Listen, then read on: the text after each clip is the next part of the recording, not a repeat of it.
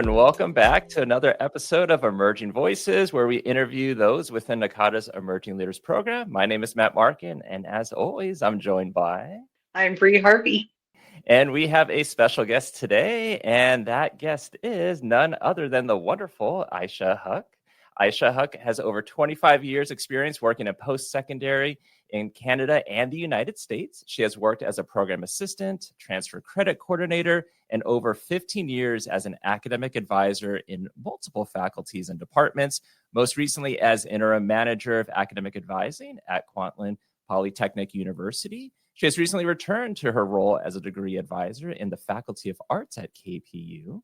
Aysha shares a passion for academic advising and works to foster an environment where advisors are equipped with up-to-date knowledge and skills to help them thrive and empower their students. She has completed consecutive 2-year terms on NACADA Region 8 as the BC liaison, is currently serving as the chair of the NACADA Canada Advising Community, and is a member of the 2024 to 26 NACADA Emerging Leaders Program.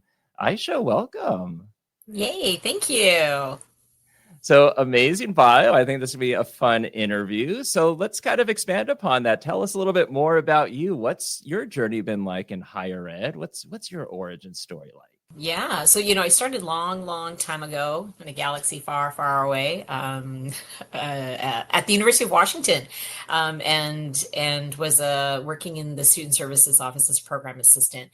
And one of the things that I really loved about that was working with students. I feel like most of my time was just spent chatting with them, talking to them, helping them get through whatever it was that they were trying to get through. And so when I moved to Canada and was looking for, a new role and a different role, the university was near my house, and I was like, I really like universities. I think I'm going to need to go back into this. And my first job was as an international academic advisor. And that was even more fun for me because then I was working with international students and I just found them fascinating. And from that, I went into transfer credit, and then that was more paperwork, bureaucratic. It was great to get the back end of what goes down, at the university, and still a big part of helping students get that journey, started at the university. But I really needed to get back to working with students directly. And so that's what led me back to academic advising. And that's my happy place, I think. So I really enjoy that. That's awesome. And I mean, I have to tell you, I have worked with you for a long time now in various capacities, and I learned via your bio that you started at the University of Washington. I had no idea that you'd come from the States first. So that was a wild thing that I got to learn after this many years. But I would be curious to hear what your thoughts are on, like, what's the difference between student services in the States and Canada, and how you're navigating that difference. Yeah, it's interesting because honestly, I don't feel the difference in the sense that it's like the same goal. It's the same thing that we were trying to do there, that I'm trying to do here, helping students get to that end result, whatever that is for them. Obviously at the law school, they're trying to get their law degree, and that's where I was. And so that's that goal. And now it can be as simple as somebody just wants to take a few classes because they're transferring out. They want to learn about something, or they're trying to complete a program. In that sense, I just find that all to be just the same thing. And, I'm working with international students who are coming from other countries, the same goal. They're trying to do the thing that they're trying to do in education. They want to get it done in the best way possible for them, whatever that might look like for them. And I think being in the US or being in Canada, I found that to be really just the easiest. This was a very easy sort of transition for me to go from student services in the US to the student services working with students in Canada as well too. So Bree was mentioning that you both know each other for a number of years. So I guess for both of you to answer, when did you all first meet? How's that developed over the years? Can I tell you my memory of that, Bree? Okay, so it was the conference in Phoenix, the annual conference in Phoenix. And I had thought to myself at that time, I want to get to know a little bit more about Region 8 because I'm in Region 8. So I went to the Region 8 business meeting, and I remember you were there, and Shay was there as well too. And she was the chair of the Canada Advising Community. And I thought I was connecting with the BC region, And then she was there too. And then she found out that, because we all introduced ourselves, and I was like, yes, and I'm from Canada. And so, I'm coming from BC. And somehow for the after social event, both Region 8 and Canada were doing their event at the same place. So I went to the place to have the social event, but because I hadn't seen you guys, I came over and I sat down next to you actually. And I thought that I was with Region 8, but it turned out I was with Canada. And so as I talked to Shay, I had no idea what I was doing other than, yes, I want to join. And she was like, come on board. I was like, I'm ready, not knowing what I was coming on board to, thinking it was one thing, but it was another thing. And then it wound up being both things. And you were, I want to say you were both things too. And so that's my memory of that. Hey, that was Louisville. Yes, that's right. Totally Louisville. You said right. Phoenix, and I was like, I didn't go to Phoenix, so I would love to know where this is going. Okay, sorry, Louisville. No. Thank you. So that's hilarious because I did the same thing as you did and went to the wrong table because I got my NACADA start by basically just following Shay around and meeting everybody that she knew. And so I just sat down next to Shay, and it was, the Canadian advising community. And like everybody, like Charlie was at our table for a while. That was a wild night where just like people just kept showing up. So that is hilarious. And I love that story. That was fun. We tend to like latch on to other Canadians too. We're like, there's more of us. Yeah. And she was amazing she was really amazing at just being like, yeah, come on over here. And much later I recognized, oh, that's Region 8 over there. And I was supposed to be doing the thing over there, but all right, whatever. So how excited was it for you both when you found out that like both were in the Emerging Leaders Program for this particular cohort? It made me feel comfortable. I was like, oh, good. Breeze here. That's good. It'll be fine. Breeze here. I loved it. I love seeing other Canadians in it as well, but I really love seeing Region 8's involvement. And I mean, I'm not the region chair anymore, but there's 3 of us from Region 8. And like when I went through as an emerging leader, I was the only emerging leader from Region 8. We had 1 mentor from Region 8. So I just beyond thrilled that more Canadians and more Region 8 members are getting involved. I think as Pacific Northwesterners, we tend to be very like, oh no, I don't want the spotlight. I'll just cheer you on and I'll go hide over there. And so I love seeing us being willing to celebrate ourselves because we're really great people in the Pacific Northwest. Region 8 is great. It is great. Yeah. Oh, that's a fabulous story. Thanks for sharing that. And Bree was mentioning about, maybe difference between Canada and the US. You've had various roles and experiences. Can you talk about how maybe those experiences and those past roles that you've had have maybe shaped your perspective on academic advising? How they shape my perspective on academic advising. So I think for all the roles that I have done, the thing that's always been the same is, I'm working with students, and working in student services, there was that part that was more the paperwork part and the bureaucracy part, and it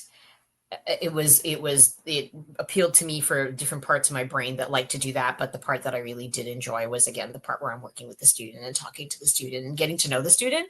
And so when I moved to Canada and was looking for my first, real job in Canada, and something came up for academic advising, I was like, I think that's actually where my interest lies. I know that I like being at a university. I love that. You just become that professional student is what it feels like. You study there and then you're working there, and then it's just all the parts of you. And so it's for all the other things that I tried in between, I came to university and was like, I enjoy working with students.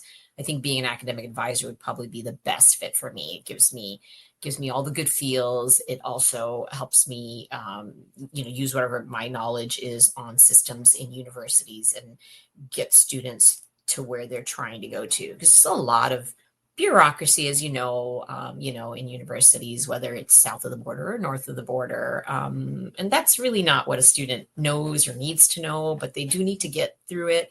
And I felt like I was really good at doing that, having, spent several years in kind of a registrar type of role. And so when I took the transfer credit role as well, that again was the appeal of, again, I feel like this balance is something about being a Libra. There's that part of me that wants to have all that, the talking and the things over there, but then there's a part that's like, but we also need to do the this and this and check things off and make it all balance out. And so it also gave me that background on kind of what the registrar office was like at Kwantlen and how that works. But again, I came right back to advising because I recognized that, yeah, I miss that component. I miss sitting with the student and actually talking to them and helping them get through.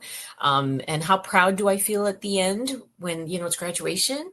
Why do I think I did the thing, even if I only met with them once? I don't know, but I just feel this whole sense of pride, like, oh, look at them graduating. And I was, somehow involved in that. And that's a lovely feeling. So, there's that selfish part of it as well, too. It is a lovely feeling. And it's like you said, you might have only met with them once, but still you're like, we did it. We being mostly them, but we did it. So you've worked in the States and Canada, and you've worked at universities, and now you're at a Polytech. As somebody who also made that switch, I know I noticed a big difference in not necessarily how I interacted with the students or how my advisors interact with students, but just a little bit of a difference in what that support looks like between a university and a Polytech.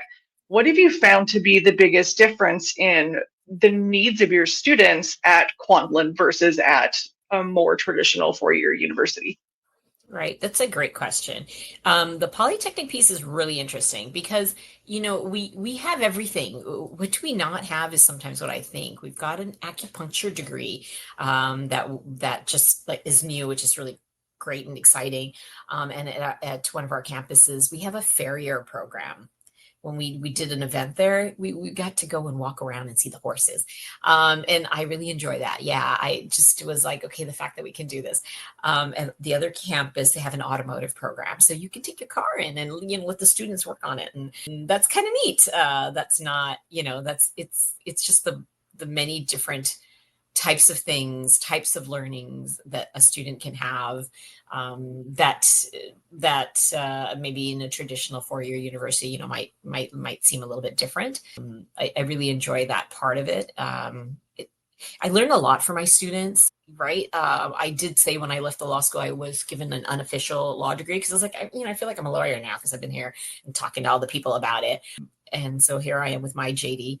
And same thing with my students here when they talk to me about just some of the things that they're doing that, it would never have come across my radar. Where would I have ever sat around, talked to somebody about horses and just any of that? It just, I live in a city. I don't really get that exposure, but I get to get that at my own university. So that's a very unique type of experience to be at Polytechnic, I think. Yeah, it's almost like they get that hands-on experience, so it gets to put that theory into practice. I mean, I wish we had an automotive program here. I'd be taking my car in every few months. I'd be like, it's time for my checkup. But can you talk about like your specific role in advising at KPU and like what your responsibilities are? Yeah, so I've come back now to the arts degree advising team. I did a couple of years as the manager of academic advising. And this is just a few months back with arts degree advising. And so we are the advisors that support faculty of arts students who are working on their bachelor's of arts degrees.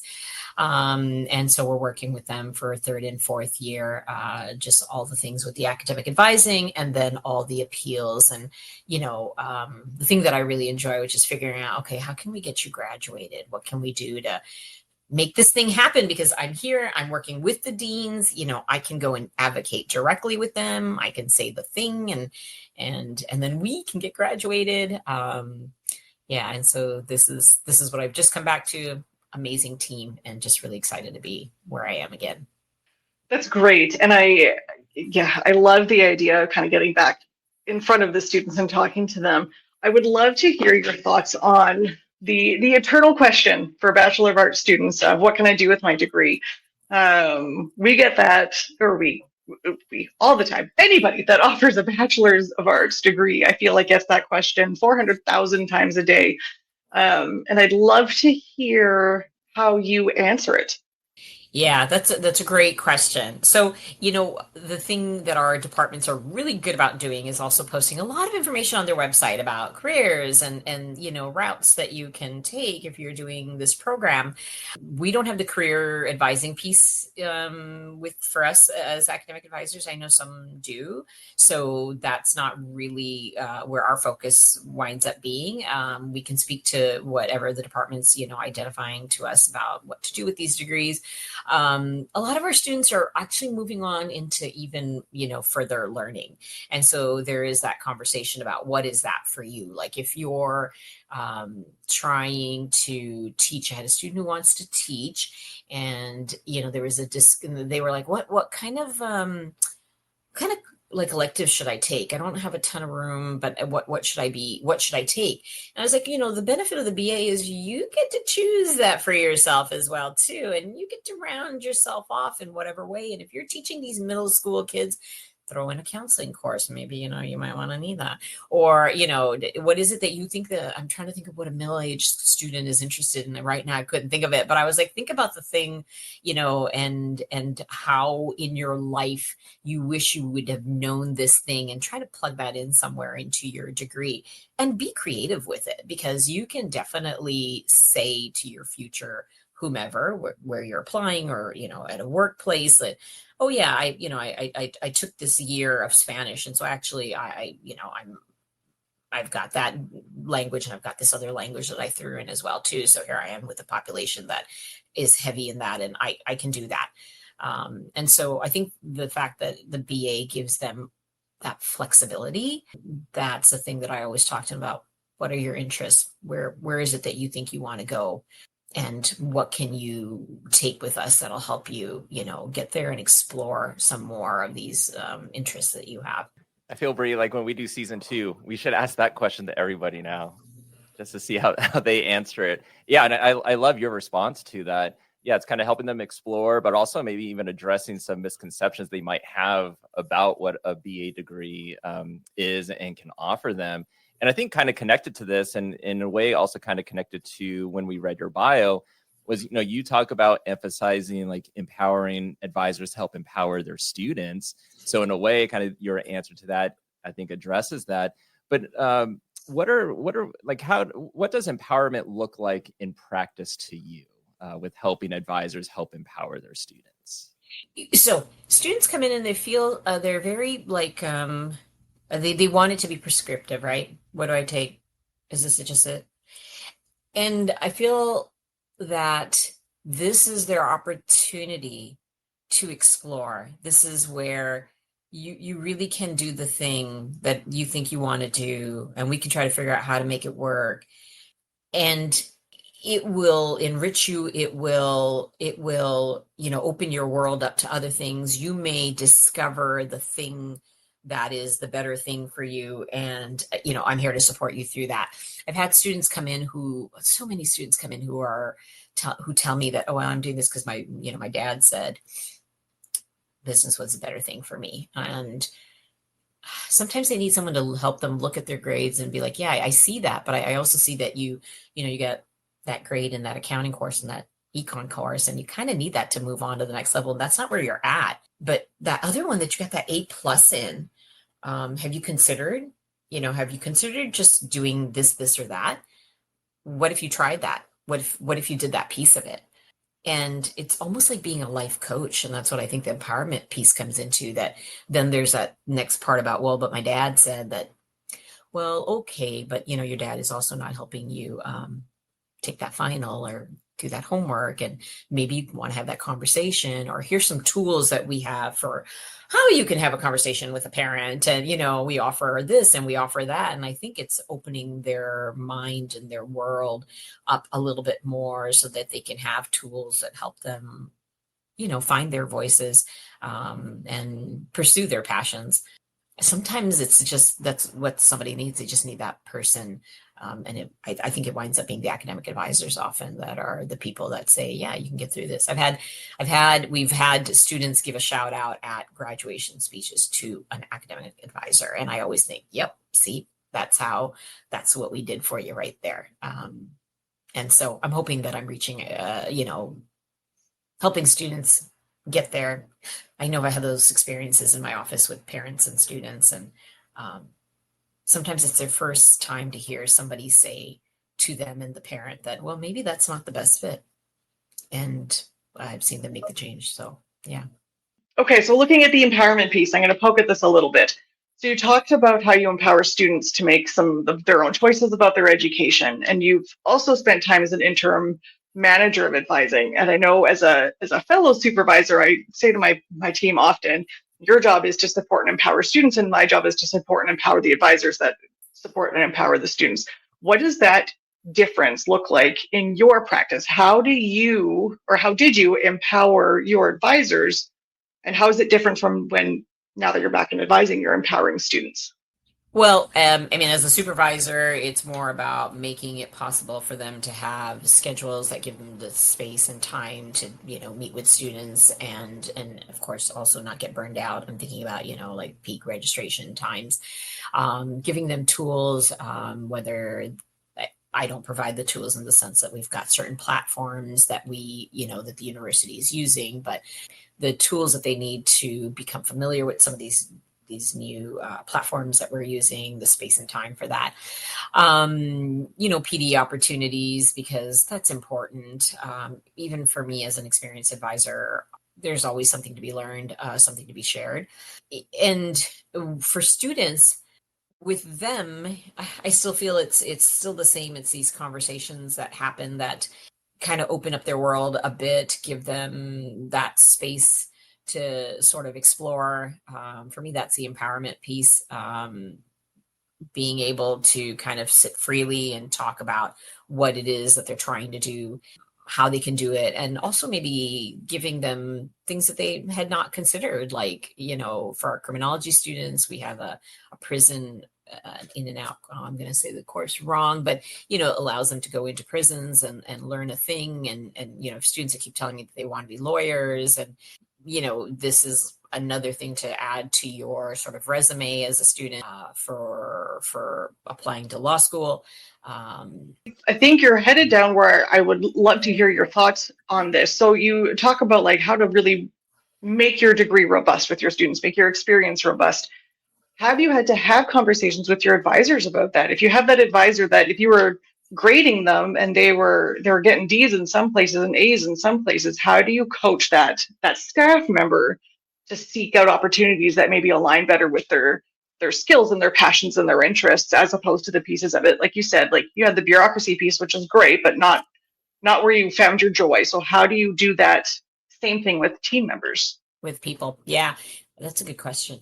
And so that's an interesting one, because different advisors have different skills, and it's really, it's great that when we have larger teams, and so I think it becomes even more clear at that point. Not everybody advises the same, not everybody has the same skill to advise, but there are different pieces of advising, that make up your day-to-day practice. And what I found for me personally with the team was, it's interesting having worked with the folks, and you're working as an advisor side by side, but then now you're a supervisor with folks. It was great to then put on a different kind of cap and really see, oh, this person's like really good at this thing. I would have never thought about it or noticed it as we were colleagues, but now in this other role, I can see that this person has this sort of thing that's like the thing. I want to use this thing. And when I have, there's multiple folks, for me, it was great to then be able to say, okay, well, this person's going to actually take on that part because they're like super really good at this. And, giving them also that sort of confidence and boost to say, yeah, I think you're actually kind of quite fabulous if you can just take care of that part of it. And then we'll have them take care of that part of it. The thing that I would say, that I say a lot, and I was like, I sound corny, but I really mean it. Teamwork makes the dream work. It really does. It, like, you notice it more and more. And, I like football. So then and then that drives everyone bad because I'll be quoting, well, coach says that we should, and it's so true. Like it applies sort of everywhere. And so being a supervisor, doing that with people, what I'm trying to say is our end result is that we're all just trying to help the student to do the thing. We don't all excel at all the things, and that is okay for me. And we just need to find the piece that you're doing the best at, and then we'll put it all together, and we'll still have this great package of academic advising available to a student. When I work with a student, then I'm like, it's the same idea for you. You may not excel at all the things. And again, that's okay. But what we're trying to do is figure out what is the thing that's the best. You're going to find the passion. You're going to get excited. You're going to get the good grades. And that's what you should do. It should be okay that you're not doing the 10,000 things. It should be okay that you're doing the things that are the ones that resonate the most with you. And so kind of coaching them through that. Yeah, I think that's fabulous advice, whether it's a new advisor just starting out, it's their first day, or if it's someone that's seasoned and been there for, 10 years or more. Now, you were mentioning that you do, you quote from coaches, other sports. You were mentioning football. What's your team, or do you have multiple teams that you're No, it's just the Seattle Seahawks. That's all it is. People know it. I'm geared up usually if there's a thing, and and then they have to hear about it. And if it's not and if we lose, it's just not a good week. And people should know better than to talk to me at that time. But we're also a football family, and so I'm 100% with you. But we have 3 different teams in our trio, so it's like somebody's always cranky during football season, and heaven help you if it's my 7-year-old, because she gets the crankiest of the bunch. What are your 3? I need to know that, Bree. What are your 3? Yeah, so my husband's a Packers fan, which is really hard on my soul. And I'm a Steelers fan. And my daughter is a Chiefs fan and was a Chiefs fan before T-Swift, Kelsey all came out, and now is even more a Chiefs fan and gets so excited when Taylor Swift's at the game. But she's like, and she's really aggressive about it. But like, I liked them before that was a thing too. And we're like, we get it, girl. You don't need to justify to us. So I hear you on like, just leave me alone if things are going badly. Were you at the last conference last year? And did you get to go to the game? Yes, and yes, okay. And I lost my mind. That was so much fun. Russell Wilson was the QB for the Steelers, and he used to be the Seahawks QB, and I only wanted to go for him. But okay. Yeah. That's a whole different podcast we could have. Yeah. Yeah. Advising does football. Oh, there you go, Bree. Host that one. How'd you become a fan of the Seahawks?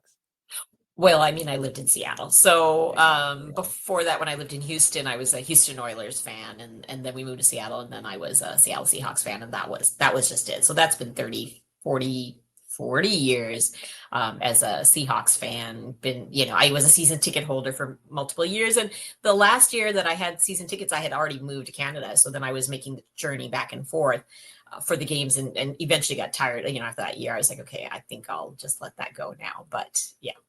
And you were mentioning the conference last year, and they had the Pittsburgh Steelers game. They were in town for their home game. So let's talk about maybe transition to NACADA. Talk to us about, we heard a little bit about your NACADA experience in your bio, but can you tell us more about how your NACADA journey started and kind of where that's at now? Yeah, that was actually kind of one of those things that I fell into. I think as a new advisor, there was something happening, and someone said to me that so we're going to go to this event, whatever this thing was. And I feel like it was actually the BC Advising Association was doing a thing, and I didn't know what that was. And then they were like, oh, this is just an offshoot, or we're trying this thing out, and it's from NACADA. And I was like, okay, what is NACADA? And then I found out, I had to get a membership, and I was like, oh, okay, let's do this thing. So, you fall into it this way. And immediately I was like, okay, well, I want to be a part of this association. So I started the local one with the BC Advising Association. And through that, we did our little things, but then I went to a the NACADA annual conference. And that was my first conference, which was the Disney World one, which is also quite exciting, which was a big conference too. I just want to say there was a lot going on. And I went to this session. Did you go to that one too, Bree? Were you gonna? No. Oh, okay. I went to a session where they brought in these people to talk about this thing called emerging leaders that they had done. And I was like, okay, but what is that? And someone said to me, you should try that. Like, if you're doing this thing, you should try this thing. But it kind of almost felt like a whole lot. And I kind of wasn't ready for it at that time. But I kind of kept it in the back of my mind. And even at the future conferences that I would go to, I would kind of look at that again and think, well, what is this? I kind of want to explore it a little bit more, but it just felt really big to me. And so then I brought my focus down to, okay, Region 8 is my region. I've been to some conferences. I've learned a lot of things every time I've gone to a conference, whether it was the regional or the national annual. It was national at one time, annual. And I got a lot. I would get a lot. And so I recognized at one point that, you know what, I know things too. And maybe I should be on one of these committees. And I had a good coworker who really kind of pushed me and was like, you really need to do that. That's your passion. I can hear it whenever you talk about NACADA. You just get very excited and you just get very excited. I met Charlie years ago and I think it was at the BC Advising Association. And I'm going to say it was really my conversation with him that got me just super excited just about all NACADA things. Because if you know Charlie Nutt, you know that he's just, he's the guy. And it was from my conversation with him that I asked him something like, what do you think about advisors running for Senate and being on Senate? And he's like, I think that's a great thing. And I was like, oh, wait, that's it. I'm doing it. And so in that sense that I was getting just so much great feedback and things from NACADA at the point that I felt like, I got things to give. Then I was like, okay, I'm going to do this thing. I'm going to go do the Region 8 thing. And somehow at the same time, I got signed up for the Canada Advising Community. And then the pandemic hit. And, in the pandemic, the biggest connection that I felt like I had to work in the outside world was my NACADA stuff, like all my, my meetings. And I did the annual conference was the online version, right? And it was great. It was just great. And I was very happy that, okay, I'm in the Region 8 thing. I'm doing the Canada Advising Community thing. And then I think finally someone said to me, you got to try this emerging leader. You just need to do that. I think that's where you need to be. And then they put the thing on pause. They put the program on pause the year that I got all ready and had talked to everybody that I need to do the thing. And then it went on pause. So I was happy when it came back. And then I was like, this is it. I'm going hard on this and I'm going to get this done. So somehow I managed to do all the things at the same time. And it's been fabulous. It's been the best connections and it's been just really the most learning.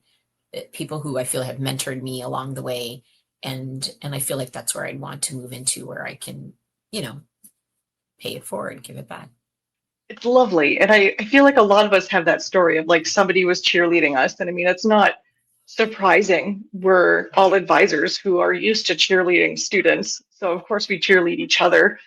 Thinking back to when you were first applying for the program, like a year and a half ago, if you had to put yourself in the shoes of somebody who was on the fence about whether or not they should apply, we hear a lot from folks that they think that they didn't have anything to add that's unique, and so they choose not to. So what would be your cheerleading speech? How would you get some of those folks to apply for the program? Well, okay. So part of that for me was, if that's what someone's feeling, it's this almost imposter syndrome that really, am I a leader? Am I the person that does the things or knows the things? And so for anyone who's thinking about it, you know a thing. And if you don't know a thing, you're going to learn a thing, because that's what we do. We're also learners, right?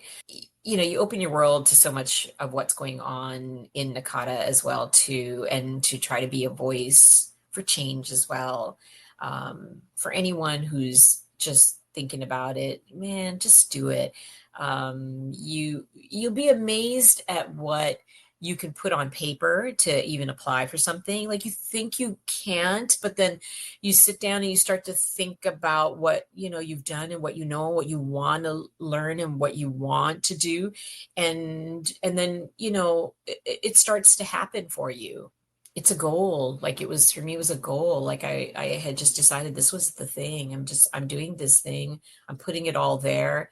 And I would encourage others as well too. Like if you're really passionate about working with other super cool people and helping to make the association just like even cooler than it already is, and to help support all of us, then you've got to do it. And the people who supported me through it, like supervisors and all that, I would say that their level of commitment to me and their excitement for me surprised me a little bit.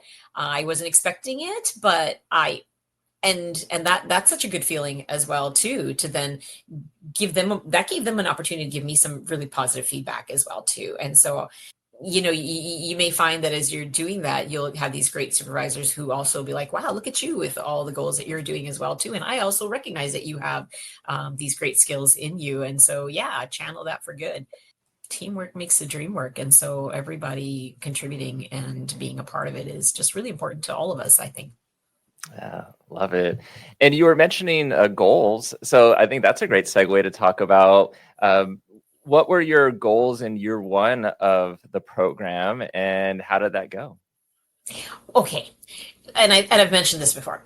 So I was in Region 8 and I was going to apply to, even before Region 8, I had thought about emerging leaders, but Region 8 was right there for me because I was at the conference. And so I thought, okay, if I don't do the thing, I'm not going to do the thing. I'm just going to do the thing and I'm going to get myself doing a thing. Because sometimes that's the other thing.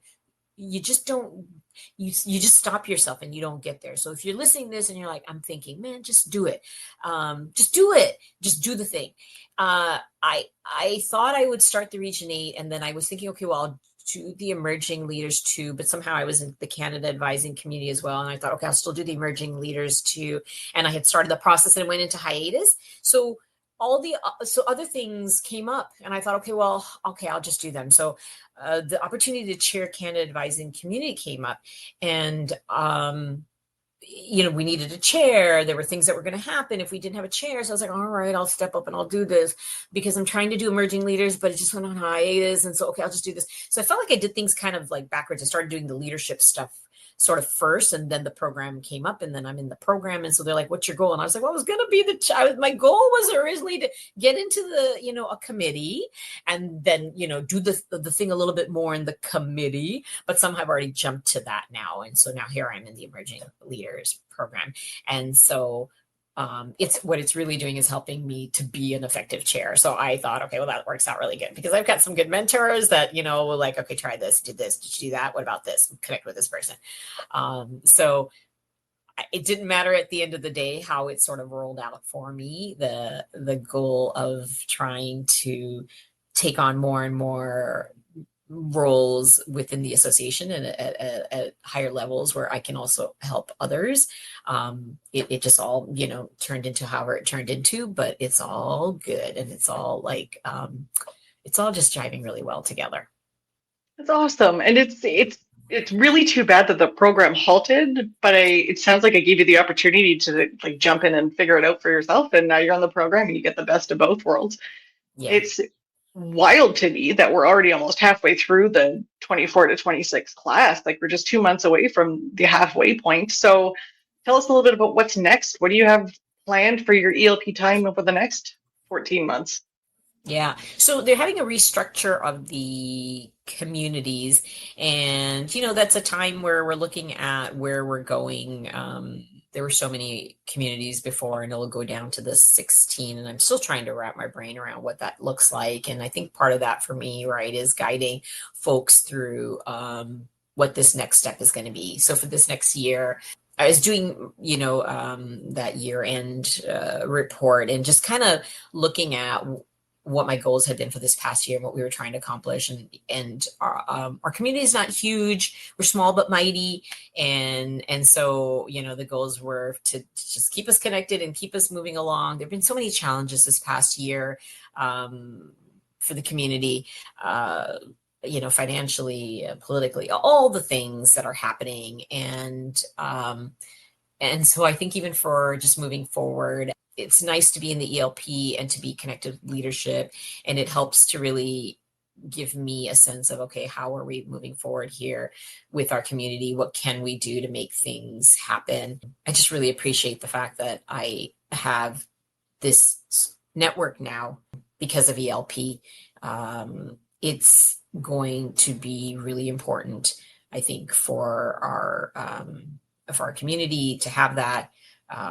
It's going to help us, I think, figure out our place and where we're moving towards. I think this is the last year that we'll have the communities, and then it'll be in 2026 that it'll transition, right?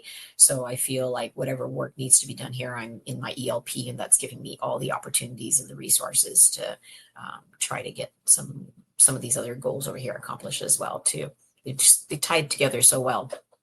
Now, you were mentioning earlier, based off Bree's question, in terms of like people that might be like, I don't know if I should apply or not. Your advice is like, just do it. Another kind of concern I think some people have when they're thinking about, do I apply or not, is it's a 2-year commitment. Am I going to have time to balance that with my current role? Yes, granted, everyone is different in their roles and responsibilities. They're different with their time management. They're going to be different ultimately with their goals and how much time is going to be committed to those goals within the Emerging Leaders Program. How has it worked out for you time-wise so far?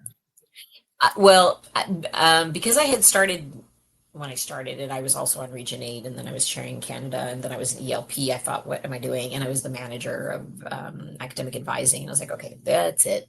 Just overshot myself and just decided to do all the things all at once. But I kind of enjoyed it too. I don't know if we're all different. Sometimes when it's all the things, it just makes me even more laser focused on, because it just maybe forces me to just be more. And so it has actually been quite fabulous. And I was, finishing off the role in Region 8. So I knew that was going to happen, and that allowed things to calm down a little bit for me. And so it's been really good, actually. It's not that you cannot manage it. It doesn't take up a ton of time, that's for sure. And the time that I do get to have with my mentor is actually kind of fabulous time. It's bouncing ideas, like I said, learning things that help me with other things. So, talking to my mentor that helped me do my Canada advising community as well, too, chairing, it was a role that was new for me. And so I just get so many fabulous things from all of my NACADA people. It just enriches, I think, my advising experience and just really my work experience as well, too. And it's fun. It's fun, to be frank. Our WhatsApp, group chat where we're all cheering for each other for things that happen. It's great. I feel like I know people. I feel like when I go to the conference, I'll be like, hey, how you doing? Because, we know each other. And that's nice. Yeah, there's that community, that connection piece to it. And time flies. You were mentioning have fun with it. Time flies when you're having fun with this conversation. And we've reached time on this recording for the podcast interview. I thought you gave a lot of great nuggets of information that listeners, I think, will gain from. Thank you so much for joining Bree and I today. Thank you both. That was really fun. I really enjoyed that.